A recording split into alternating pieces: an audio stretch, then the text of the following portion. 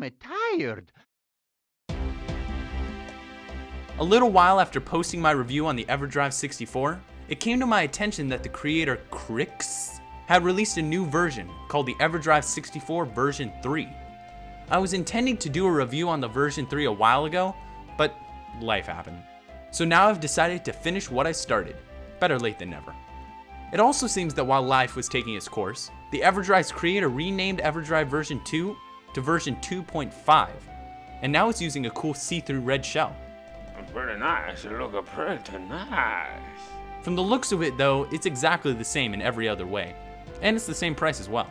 The first thing you should know is that everything the Everdrive 64 version 2.5 can do, so can version 3. So I suggest watching my video review on the version 2 and use this video to supplement it. So if you haven't seen the first video, I'll wait. Did you finish? You ready? Good. Let's begin. To start, I'm going to list off the changes between version 3 and 2.5.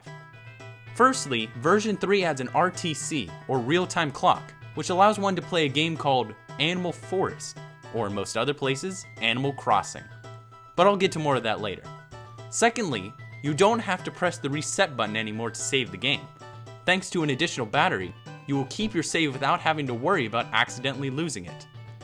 Another thing, the Everdrive 64 version 3 can now play Pokemon Stadium 2. A few changes were made to the Everdrive 64 hardwarely as well. Is that a word? Hardwarely? Probably not. The SD card now has a spring, so all you have to do to remove it is press down and it'll pop right up.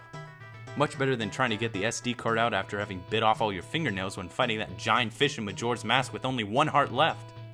Also, version 3 adds a USB port, which allows you to connect the Everdrive 64 to your computer. Pretty neat. On a side note, the Everdrive 64 version 3 also feels a lot better constructed than the version 2.5. I don't really know why, but it seems that way to me. Now you might be thinking that this is a pretty good upgrade, and it is. But is this upgrade worth an extra $67 above version 2.5? Hopefully I can help you make that decision right now. First, let's talk about the internal clock. The only game that takes advantage of it, and works with the Everdrive 64, is Animal Forest, which was later ported to the GameCube and released outside of Japan as Animal Crossing. Luckily, if you don't understand Japanese, there's always a fan translation that works on the device. But of course, as there is for any ROM modification, there are some very prominent issues. Frequent crashes, lost saves, and the game isn't even completely translated either. All of these issues also happen on an emulator, and it's because the translation was never finished. To me, if you're not going to be playing it in its original Japanese form, you're better off purchasing the GameCube version, since it's basically the exact same game with some nice additional features.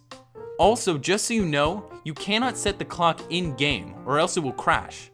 You must set the clock through the Everdrive settings, which is not a big deal. Moving onwardly, not having to press the reset button to save is a lifesaver. If a friend of mine wants to play a game on the Everdrive, I don't have to warn him to press reset to save. And in the end, this makes the device feel a lot more quote-unquote professionally made. The changes to the hardware also make it seem more professional, but does one pay an additional $67 for the professional feel? That's up to you. Now what about that USB? As I said before, it allows you to connect the Everdrive 64 to your computer so you can do basically nothing. No one has really taken advantage of the USB connectivity, so for now it's pretty much worthless to the average gamer. Now if a developer came along and created a program for it, there may actually be a purpose for the port. But for now, I don't really see a need for it. So is it worth the upgrade? For me personally, the only additional features I find useful is the ability to play Animal Forest, Pokemon Stadium 2, and not having to press reset to save. If you feel that's worth $67, go for it. If not, you may be better off purchasing the cheaper 2.5 version. But if you don't feel like purchasing anything, you're better off using an emulator. It works fairly well, but if you're like me, I like things to be nostalgic. You know? No? That's fine. So this has been a Beta64 review of the Everdrive 64 version 3.